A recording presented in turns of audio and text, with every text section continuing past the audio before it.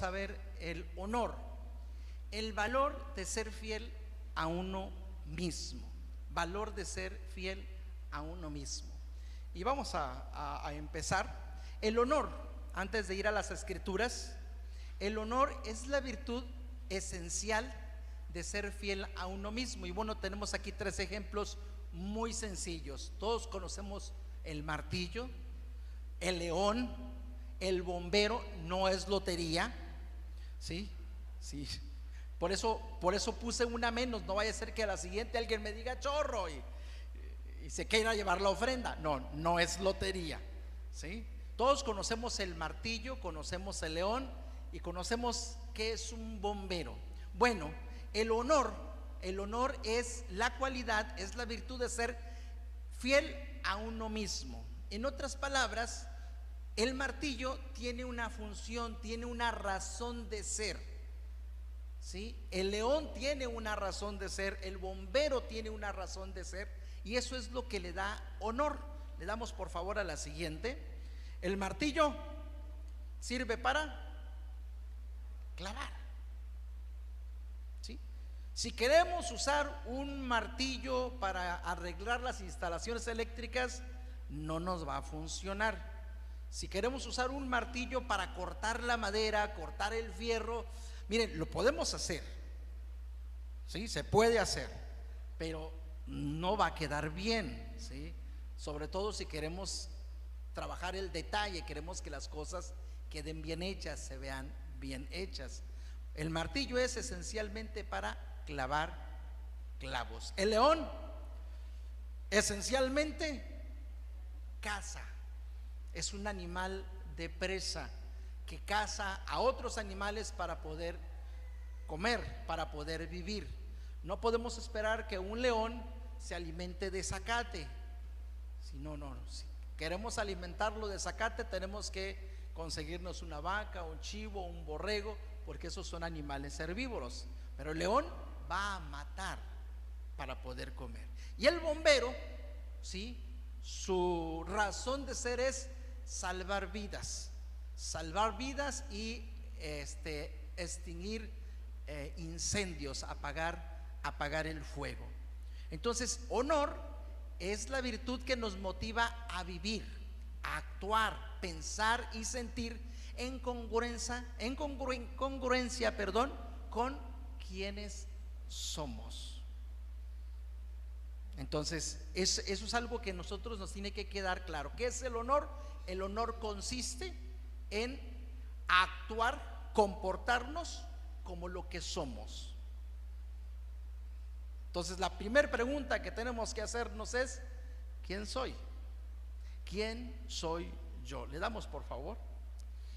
Así es que vamos ahora hacia las escrituras. Daniel 1 al 4 dice así a Daniel: en el año tercero del reinado de Joacim, rey de Judá, vino Nabucodonosor, rey de Babilonia, a Jerusalén y la sitió. Y el Señor entregó en sus manos a Joacim, rey de Judá, y parte de los utensilios de la casa de Dios, y los trajo a tierra de Sinar, a la casa de su Dios, y colocó los utensilios en la casa del tesoro de su Dios. Y dijo el rey a Aspenaz, jefe de sus eunucos, que trajesen de los hijos de Israel, del linaje real de los príncipes, muchachos en quienes no hubiese tacha alguna, de buen parecer, enseñados en toda sabiduría, sabios en ciencia y de buen entendimiento, e idóneos para estar en el palacio del rey, y que les enseñase las letras y la lengua de los caldeos. ¿Quién es Daniel, hermanos? Daniel forma parte de este grupo de expatriados, ¿sí?, de Israel, que son llevados cautivos a Babilonia. Hubo varias deportaciones, hubo 3 deportaciones. Daniel es llevado durante la primera deportación, allá por el 605 antes de Jesucristo. Fue llevado el primer grupo de ciudadanos israelitas, fueron llevados a Babilonia. Entre ellos iba Daniel, iban sus amigos, probablemente sus padres. Lo que nos dicen las escrituras acerca de Daniel es que Daniel es un joven, ¿sí? Porque está dentro de esta selección. Escojan, ¿sí? Les pide Nabucodonosor al jefe de los eunucos, a Aspenaz, a los hijos de Israel del linaje de los reyes, de los príncipes, muchachos en quienes no hubiese tacha alguna. Entonces es un joven. No sabemos exactamente la edad, yo calculo que entre 15 y 25 años debía de estar Daniel, no sabemos con exactitud su edad, pero era un joven, entonces esencialmente es un joven israelita, su nacionalidad es israelita, es descendiente de Abraham, pero más todavía pertenece a la realeza, pertenece a los príncipes, pertenece a la tribu de Judá, sí, es un descendiente de David. Entonces es del linaje real, pero no es cualquier israelita, y aún siendo miembro de la realeza, no es cualquier joven, es una persona instruida. Las características es que debe de ser sin tacha, una persona que tiene un comportamiento ejemplar, pero además instruida, inteligente, que conoce. Y por lo que nos cuenta el resto del libro, definitivamente es una persona que conoce a Dios, que tiene fe en Dios, y eso es algo muy interesante, hermanos. Además de ser un joven destacado, es un joven creyente, y eso llama la atención porque resulta que los israelitas son llevados a Babilonia como una disciplina divina, porque Israel se ha apartado de Dios, se ha ido tras otros dioses. Y algo que yo no me había percatado, pero en este tiempo que hemos estado viendo los profetas, Jeremías, Ezequiel, hoy estamos con Daniel en la escuela dominical, pero algo que yo no me había dado cuenta es que cuando se lleva a los israelitas a Babilonia, contrario a lo que pudiéramos pensar, que es un castigo, que se los lleva para castigarlos, encontramos cuando leemos Ezequiel sobre todo, que no es así.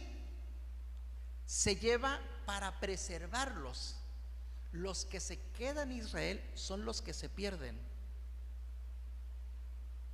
Los que se van al exilio, los que son llevados al exilio, son los que son preservados. Resulta que no son los castigados. A final de cuentas es lo mejorcito que se va, que mantiene su fe, que purifica su fe, que afirma su fe, y después puede regresar a Israel y reconstruir el pueblo. Entonces es interesante porque Dios escoge de lo mejor de Israel para preservarlo. Entonces tenemos aquí a un joven israelita que cree en Dios. Esa es su identidad, y eso es bien importante. Eso es bien importante. Lo que sigue es que Nabucodonosor quiere lo mejor, escoge lo mejor y se los dice, ¿sí? Quiero jóvenes, es decir, personas que todavía son moldeables, que todavía pueden cambiar, pueden ser formados. Quiere lo mejor de ellos, los quiere inteligentes, los quiere instruidos, los quiere bien portados, los quiere con valores, pero quiere cambiar otra cosa que es muy importante, que es su fe. Hermanos, algo que nosotros debemos de entender es que unido a lo que somos está nuestra fe. Somos lo que somos por nuestra fe. Y eso es algo que nosotros debemos de cuidar, y eso es lo que es atacado principalmente en estos jóvenes israelitas, su fe. Escojan lo mejor porque lo quiero para que sirvan en el reino. Tiene un propósito. Y ahorita vamos a hablar acerca de los peligros que enfrentan, los peligros que nosotros mismos enfrentamos, los peligros que nuestros jóvenes también enfrentan hoy, aunque no solo los jóvenes, todos los que creemos en el Señor. Porque nos quiere ser arrebatado precisamente nuestra fe, que es lo que le da sentido a nuestra vida y a nuestra existencia. Entonces, afirma tu identidad. Es bien importante que tú sepas quién eres, porque es a partir de ahí de cómo vas a comportarte, de cómo vas a vivir. Le podemos dar por favor a la siguiente. ¿Quién eres? Nos dice primera de Pedro 2:9, mas vosotros sois linaje escogido, real sacerdocio, nación santa, pueblo adquirido por Dios, para que anunciéis las virtudes de aquel que os llamó de las tinieblas a su luz admirable. Y estos solo son algunos pocos definiciones de quiénes somos, porque hay otras expresiones, hay otras declaraciones en las escrituras de lo que somos. ¿Alguien puede recordar? ¿Qué nos dice las escrituras de quiénes somos? Vosotros sois la luz del mundo. Vosotros sois, unido a eso, la sal de la tierra. ¿Qué más somos? Nación santa. Bueno, además de esto, hay otras declaraciones de quiénes somos. ¿Pueden recordarlas? ¿Perdón? Sí, pero además de esto, ya no me digan lo que está aquí. Recuerden otras declaraciones de las escrituras que nos dice quiénes somos. Herederos, coherederos de la gracia. Junto con eso, si somos herederos, ¿qué somos? Hijos de Dios. ¿Qué más? Amigos de quién? Amigos de Dios. Ya no os llamaré siervos, también somos siervos, sino que los llamaré amigos. ¿Qué más? ¿Qué somos? Hermanos. ¿Qué más? ¿Perdón? Su especial tesoro. Pues sí, aquí viene más, además de eso. Muy bien. ¿Están recordando? ¿Qué más? ¿Qué más somos? Eso es importante, hermanos, que nosotros sepamos qué somos. ¿Por qué es importante? Porque si nosotros quitamos de nosotros la fe, nuestra relación con Dios, ¿qué queda de nosotros? ¿Qué somos sin Cristo? Y lo que sigue y lo que voy a decir no les va a gustar, pero no lo digo yo, lo dicen las escrituras. ¿Qué somos sin Cristo? Nada, no lo sentimos un problema. ¿Qué somos sin Cristo? Hermanos, somos animales.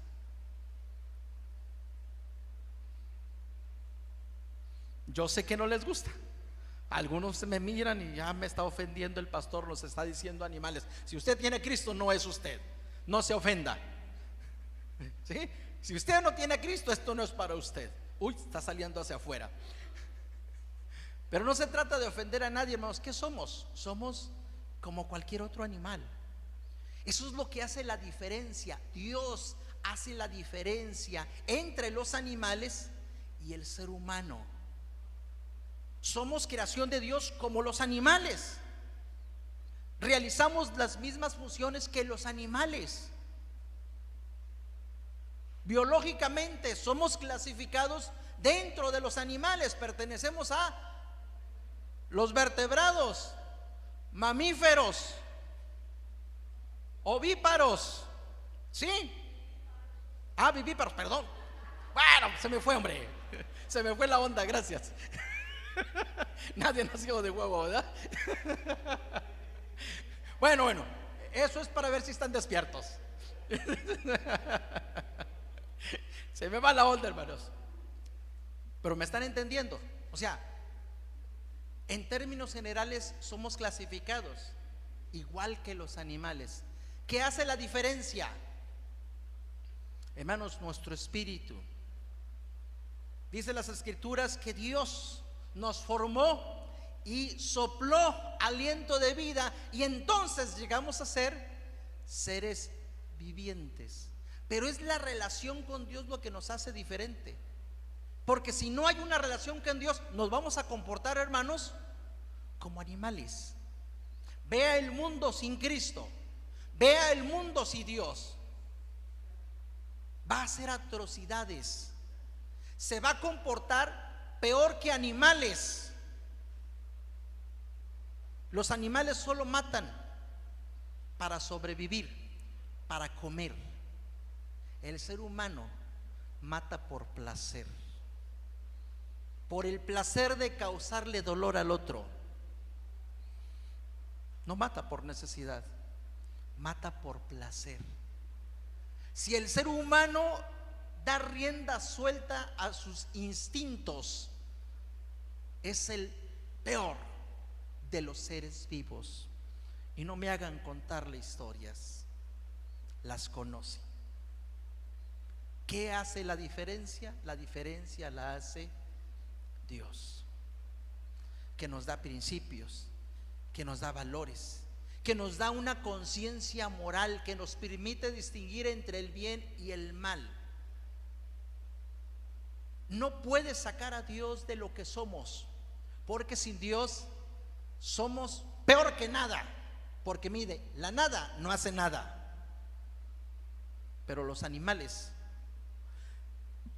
el ser humano como animal, porque la verdad es que no podemos pensar eso de todos los animales, el ser humano como animal es tremendo. Hace un daño atroz a todo lo que lo rodea. Hace un daño a todo lo que destruye. Dios es lo que hace la diferencia. Y es bien importante que usted entienda eso. ¿Qué somos en Dios? ¿Quiénes somos en Dios? Entonces el honor es comportarnos como lo que somos. Si somos hijos de Dios, ¿qué se espera de un hijo de Dios? ¿Qué se espera? Fue una de las lecturas de la semana. Que vivamos como es Dios.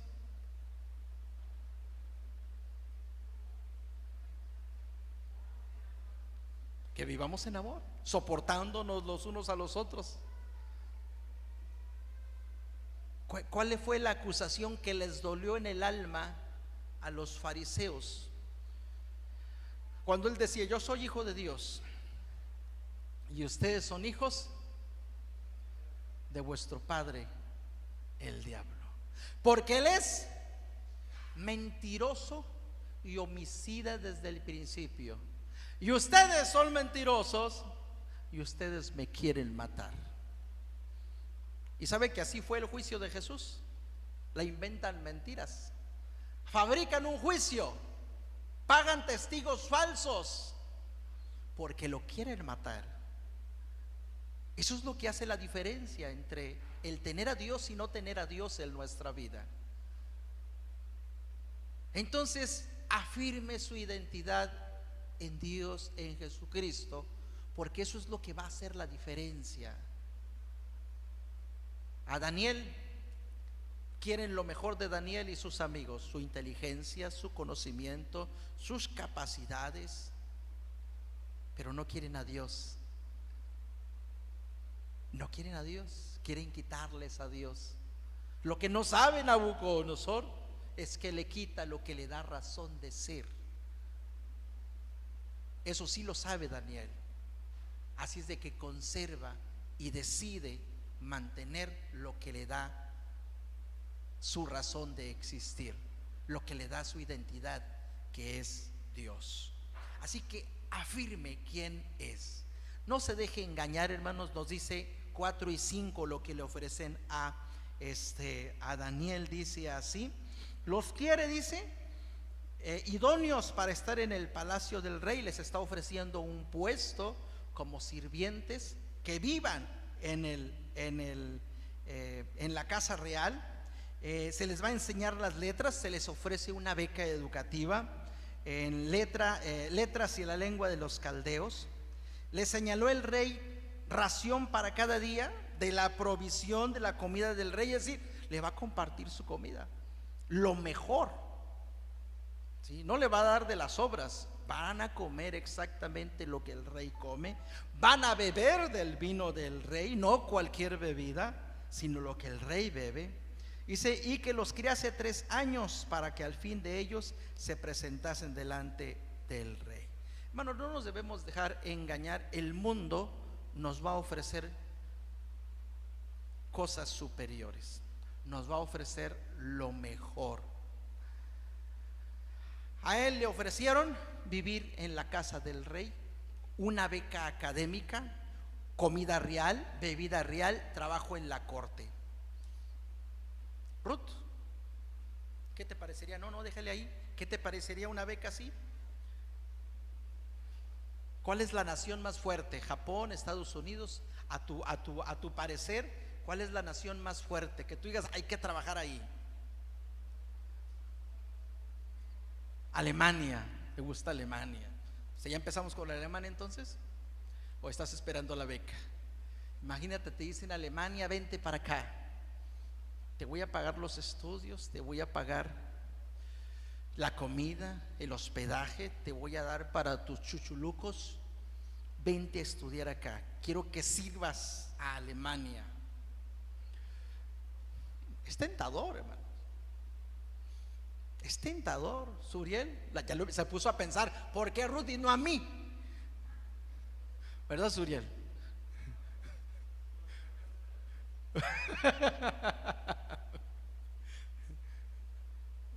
Hermanos, el mundo va a ofrecernos lo mejor, siempre lo mejor.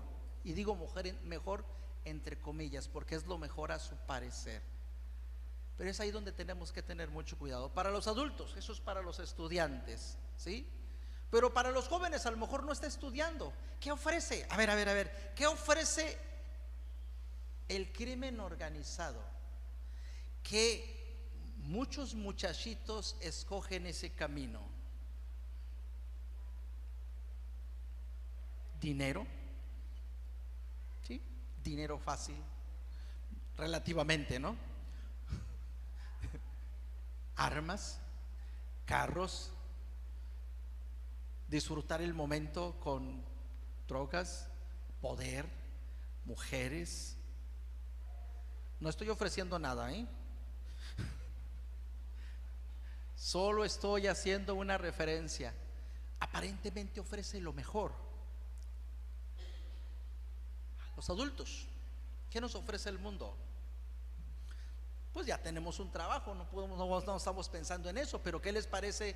Nos ofrecen, híjole, aquí está Hacienda presente, pero pues nos ofrecen pagar menos impuesto, no pagar la multa, ¿sí? Poder tener una ganancia por debajito del agua, que la luz no nos cueste tanto.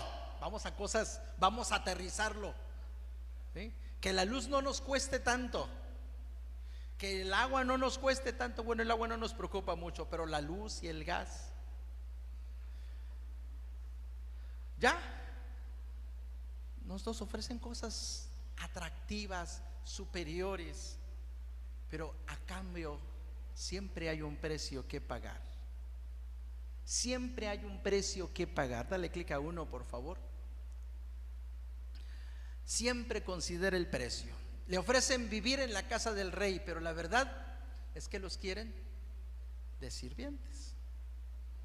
Quieren someterlos, quieren que se olviden de su origen, de su identidad, de su lealtad, y quieren que sirvan realmente al rey, que se conviertan en babilónicos, que piensen como ellos piensan y que luchen y se esfuercen por los intereses del imperio de Babilonia.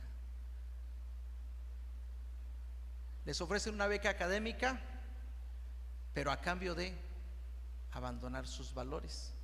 Lo que no se da cuenta Nabucodonosor es que esa lealtad que muestran, esa diligencia que manifiestan, esa disciplina forma parte de ese valor fundamental que es la fe, de esa identidad.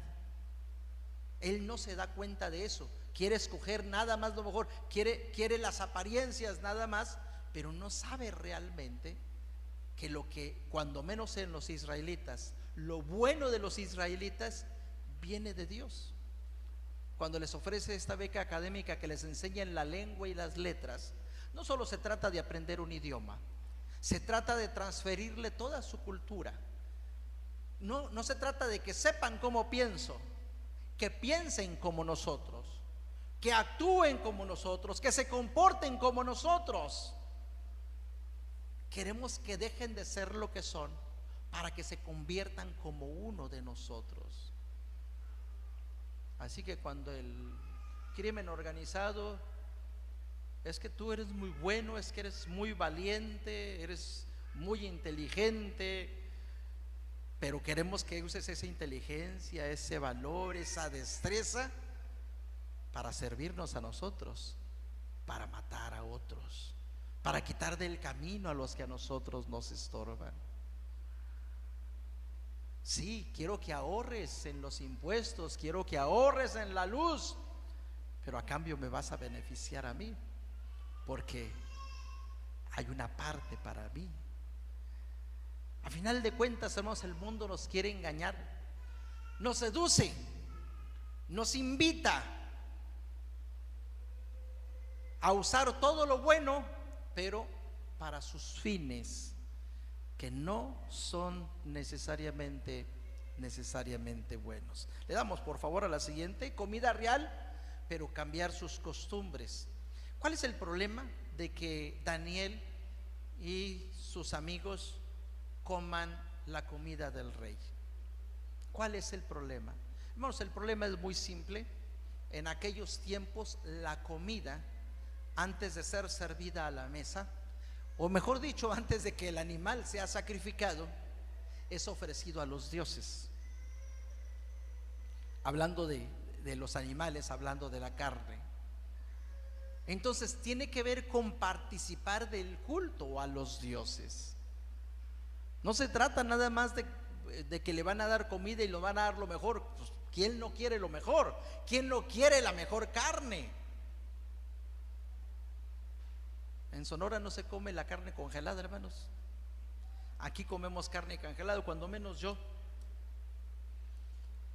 En Sonora es fresca y su sabor es totalmente distinto.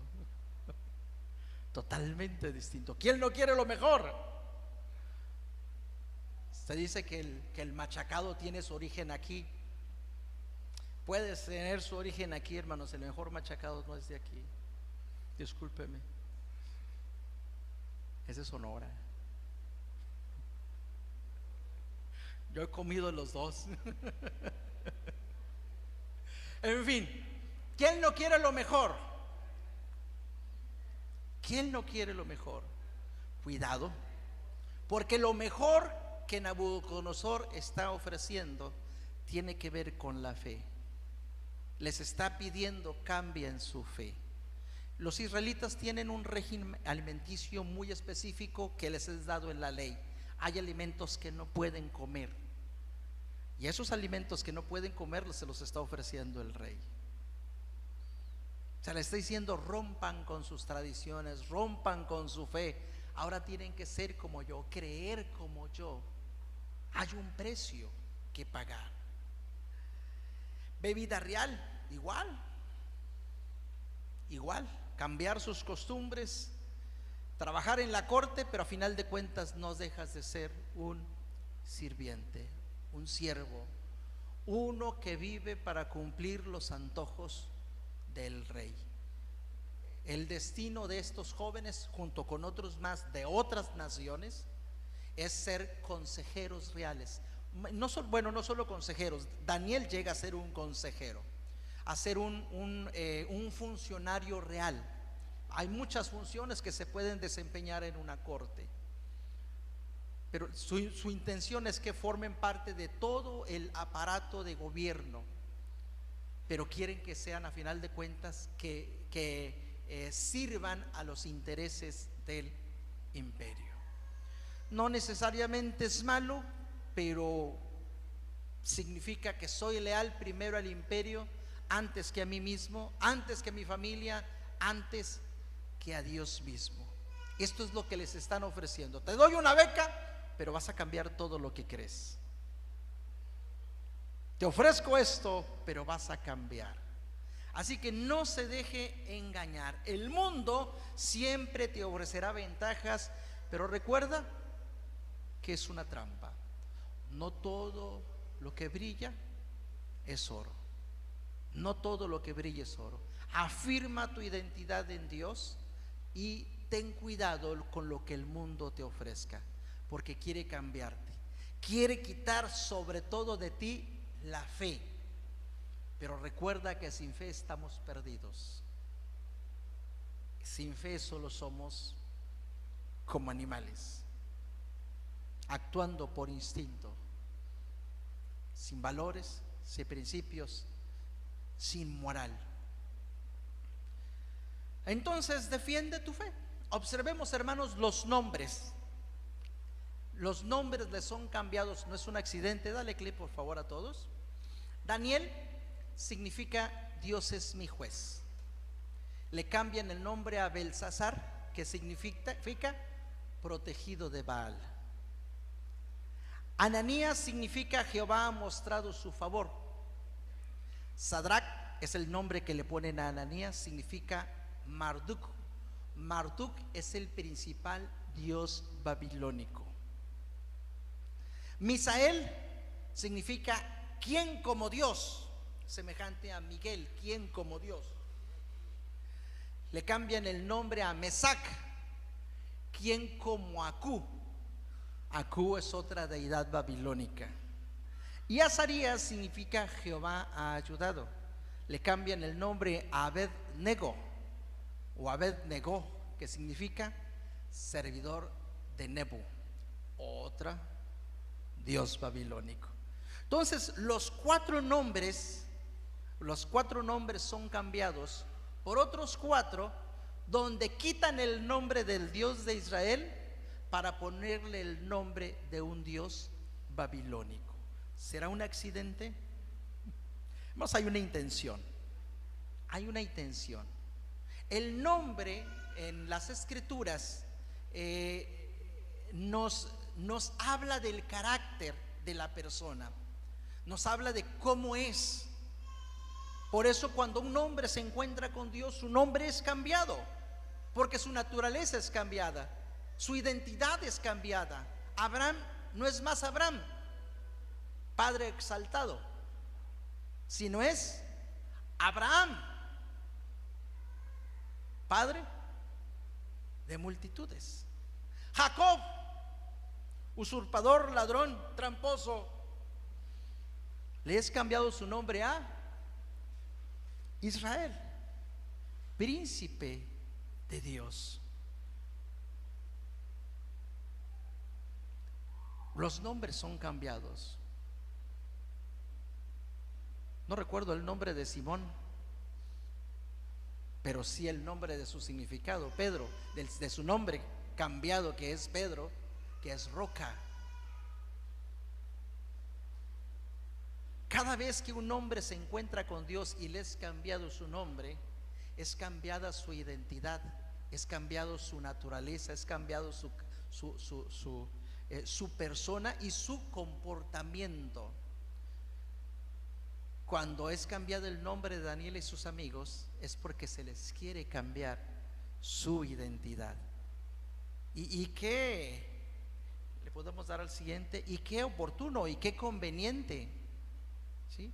Qué conveniente, porque les es cambiado los nombres para que olviden o para que renieguen. Pone el mouse en acá y luego le das vuelta. Gracias. Al siguiente. Muy bien. Ahí déjalo. Daniel, cuando le cambian su nombre a Belsasar, es cuestionada su fe. Significa Dios es mi juez. Belsasar significa protegido de Baal. ¿Qué significa esto? Le está recordando Nabucodonosor o Aspenaz, quien le haya cambiado el nombre. Le están recordando quiénes son ahí. Le están diciendo: mira, tú estás aquí, lejos de tu tierra, expatriado, sirviendo en una corte que no es la tuya. Tú eres un príncipe, debías de estar reinando, pero vas a servir. Vienes como un siervo. ¿Sabes por qué? Porque tu Dios te ha juzgado, te ha hecho menos, te ha castigado. Pero aquí te protegen nuestros dioses. Prueba de que te protegen: estás en la corte. Pueden moverse con libertad a un lado y hacia otro. Van a ser favorecidos con educación real. Les vamos a dar la mejor comida, la mejor bebida y el privilegio de reinar junto con nosotros. ¿Quién ha hecho posible eso? El que te ha protegido. Tú estás ahora bajo la protección de Baal, no de Dios, no del Dios Jehová que te ha juzgado y que te ha castigado, sino de Baal. ¿Pueden ver eso, hermanos? Quiere que cambie su lealtad. Cuestiona a su Dios, cuestiona su fe, para que cambie su lealtad del Dios todopoderoso, creador de los cielos y la tierra, el Dios del pacto, y adopte a su Dios, que ahora le está dando protección. El siguiente nombre no es menos, los siguientes dos nombres. Ananías, Jehová ha mostrado su favor. Hay otro más. Es cambiado por Marduk, que es un dios, el dios de Babilonia. Las naciones antiguas pensaban que lo que lograban hacer era por sus dioses. Es decir, si estaban venciendo, estaban conquistando, tenían un territorio vasto, era porque sus dioses les habían dado ese poder y porque sus dioses estaban demostrando su grandeza, su poderío. Y entonces lo que están diciendo es: mira, Jehová no ha mostrado ningún favor a ustedes, los ha abandonado, su ciudad está destruida, su país está destruido, allá están muriendo, y ustedes están aquí como esclavos. ¿Dónde está tu Dios? Pero nuestro Dios nos ha dado poder. Hicimos pedazos el imperio más fuerte y sanguinario que ha existido. Me refiero a Asiria. Los babilonios destruyeron a Siria, le hicieron garras, la hicieron desaparecer por más de 1000 años. Nadie sabía de Asiria en mucho tiempo, hasta que por accidente se descubren sus restos. Pero no hay historia, o sea, nadie fuera de las escrituras hablaba acerca de Asiria por muchos años. ¿Quién los destruyó? Babilonia. Nosotros hemos roto, hecho pedazos el imperio más grande y sanguinario que ha existido. Nuestro Dios nos ha dado esa victoria. ¿Quién como Dios? ¿Quién como Acú? Tu Dios no es nada comparado con nuestro Dios. ¿Quién como Acú? Están minimizando la fe. Y el nombre de Azarías, que significa Jehová ha ayudado, es cambiado por servidor de Nebo. No pienses en servir a un Dios que te ha abandonado, que no los ha ayudado. Ustedes están aquí porque Dios los ha abandonado. Y fíjese que es todo lo contrario. Les decía que cuando leemos Jeremías y Ezequiel, nos damos cuenta todo lo contrario. Dios les dice al pueblo de Israel a través de sus profetas que lo que se ha ido es lo que va a ser preservado, es lo que Dios va a cuidar. Que no lloren por la ciudad que ha sido quedada y va a ser destruida, porque lo mejor no es lo que se quedó, lo mejor es lo que se fue, porque Dios se lo ha llevado para preservarlo, para purificarlo.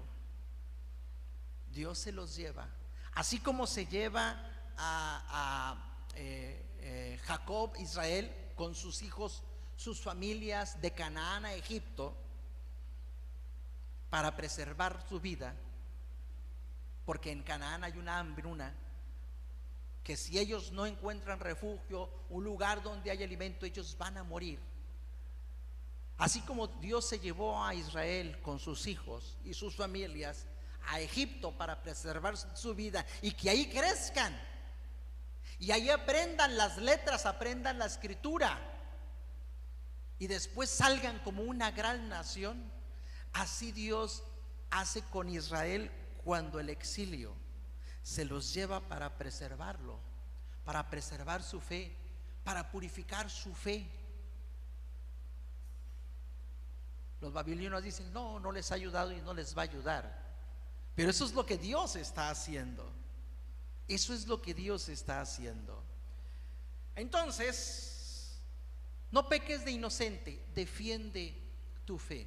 Tu fe es lo que te da identidad, es lo que te hace distinto al mundo, es lo que te dan los valores que tienes, es lo que te da ese sentido de grandeza, es lo que te da esa disciplina. Es cierto, hay valores inherentes al ser humano, pero el pecado echa a perder todo, hermanos. El pecado nos echa a perder.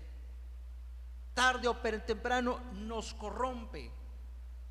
El pecado nos alcanza y lo más valioso lo destruye y lo convierte en algo negativo. De ahí de afirmar nuestra identidad en Dios, no dejarnos engañar y defender nuestra fe.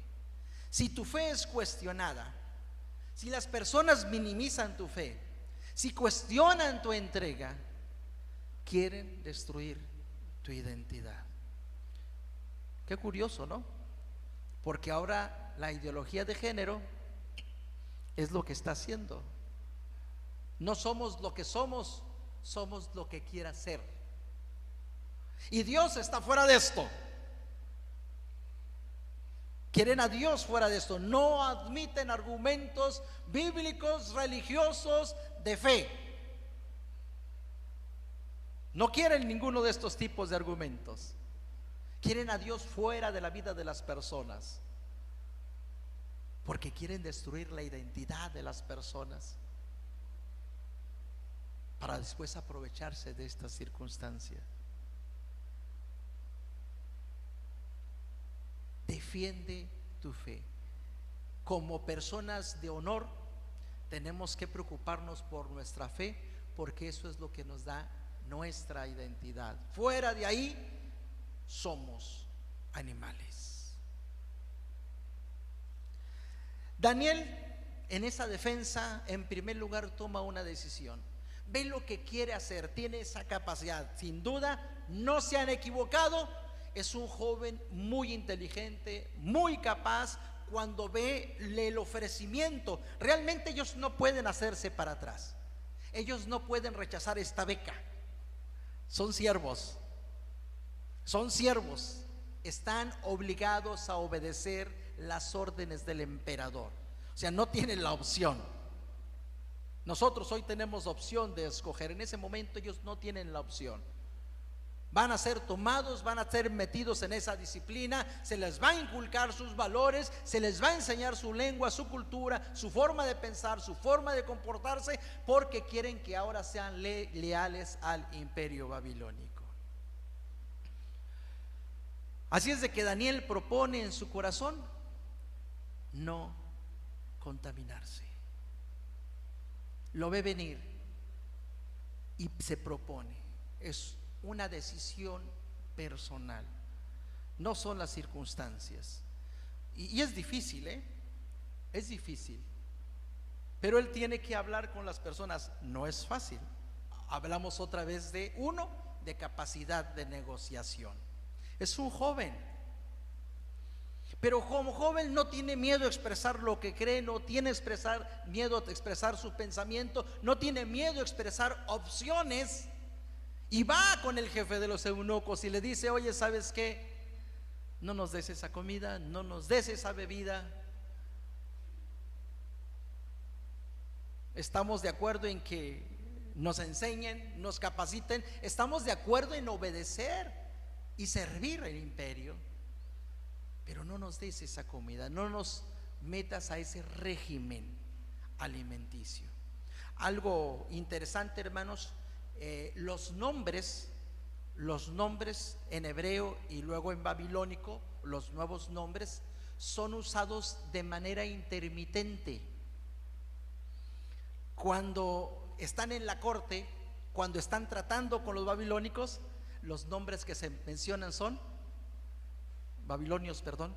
Los nombres que se usan son los nombres que les han puesto. Pero cuando la historia, cuando las escrituras nos los mencionan a ellos y lo que están viviendo, se mencionan con su nombre en hebreo, con su nombre hebreo. Y lo que significa que no tenían opción. Si a Daniel le llamaban Belsasar, tenía que responder al nombre Belsasar.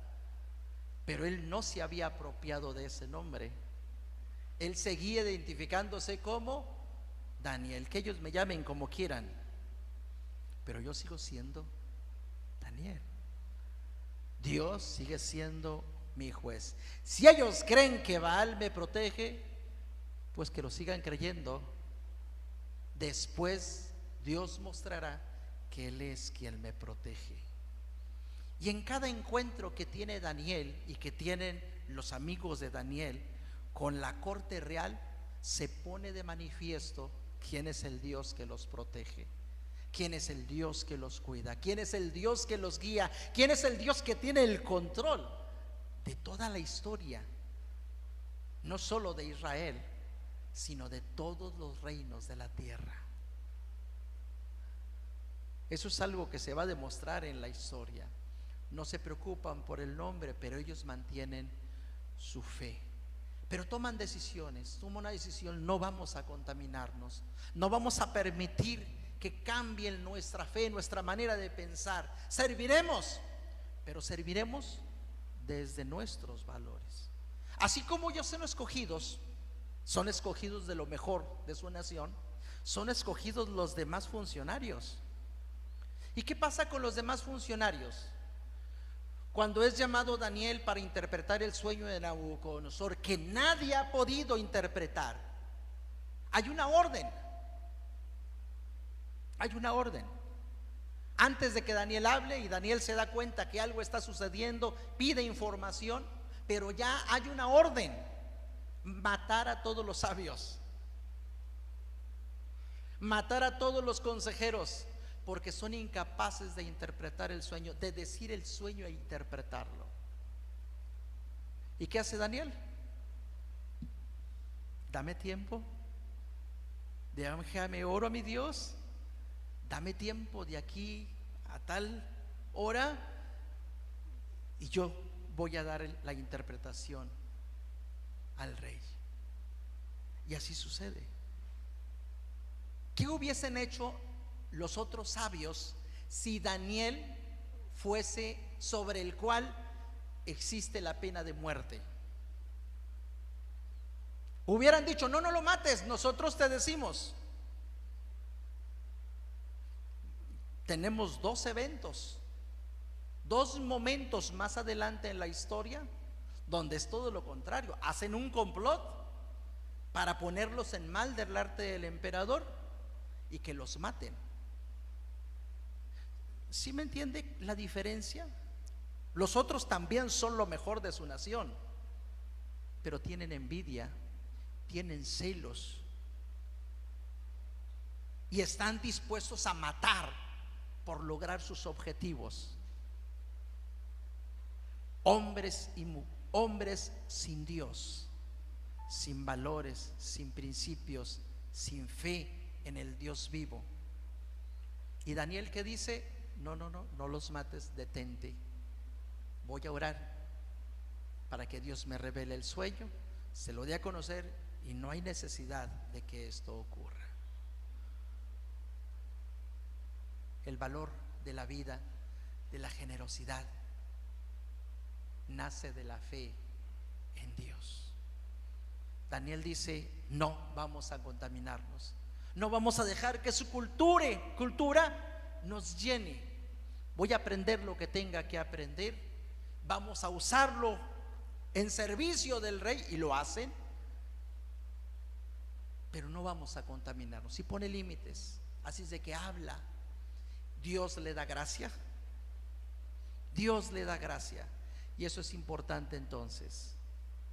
Confía en Dios. Cuando el mundo te trate de cambiar, confía en Dios. Tú haz lo que tengas que hacer. Establece los límites. Habla con quien tengas que hablar. Y espera en Dios. Él va a hacer el resto. Yo me quedo pensando cómo es posible que hayan escuchado a este joven, este mayordomo, este eunuco, que tiene a su cargo a muchos otros y que se debe al imperio. ¿Por qué lo escucha? ¿Qué necesidad tiene de escuchar? ¿Qué necesidad tiene de darle esa oportunidad? Danos unos días. Si nuestro semblante no es mejor que el de ellos, no es igual que el de ellos, vamos a sujetarnos a lo que nos dice. ¿Qué necesidad hay de esperar? No tienen necesidad, no tienen por qué escucharlo. No tienen derechos. Son súbditos, son expatriados sometidos al imperio. ¿Por qué tienen que escucharlo? No hay razón para escucharlo. Pero es ahí donde entra Dios, que les da gracia, que se mueve en estas personas, que ve que hay algo diferente. Es la historia del pueblo de Dios. Da gracia a sus hijos. Entonces nos puede parecer imposible lograr librarnos de las artimañas del mal para ser transformados, para ser quitada nuestra fe, pero no es así, hermanos. La clave está en saber quiénes somos, no dejarnos engañar, defender nuestra fe, decidir mantenernos fiel a Dios y confiar en Dios, porque Dios hará el resto. Así es de que para ser fieles a nosotros mismos tenemos que centrarnos en Dios. Sin Dios somos peor que nada, somos animales incapaces de controlar nuestros instintos. No saque a Dios de su vida, no lo haga a un lado, porque sin Él estamos perdidos. Sin Él estamos perdidos. Hablaba, no me acuerdo con quién hablaba esta semana, en un estudio, hablaba esta semana.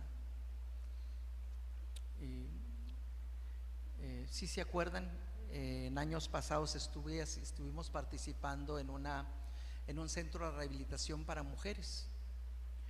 Y llegué ahí por accidente, porque una hermana creyente de una iglesia fuera de la ciudad quería que visitara a su hija que estaba internada. Me dieron los datos, me dieron la dirección, fui, la busqué, hablé con ella. Y hablando con ella, las encargadas de este centro pues dijeron: oiga, usted es pastor, sí, oiga, y nos puede venir a dar pláticas acá a las muchachas una vez a la semana. Pues claro. Y son como el caramba, eran como el caramba estas personas. Hablando de adicciones, ellas fumando ahí, ¿no? Bueno, pero en fin, me daban la oportunidad de compartir la palabra de Dios. Pero hermanos, la mayoría de los centros de rehabilitación invitan a pastores, a iglesias evangélicas a compartir la palabra. Ellos saben, aunque no crean, aunque no compartan la fe, ellos saben que Dios hace la diferencia. Lo saben. Por eso la invitación. Saben que sus programas son insuficientes. Necesitan que las personas encuentren a Dios. Y me llama la atención, ¿no? Porque nada más piensan en usarnos. Pero bueno, que nos usen. Porque cuando una persona encuentra a Dios, es transformada por Dios. Así es de que, ¿quieres ser una persona de honor? Una persona que vive de acuerdo a lo que es, que vive en amor, que vive honradamente, que manifiesta sus virtudes. afirme su identidad en Dios. No tema el juicio de los demás. Los demás minimizarán nuestra fe, juzgarán nuestra fe, pero la fe es lo que le da sentido a nuestra vida y lo que nos permite mantenernos como personas de honor.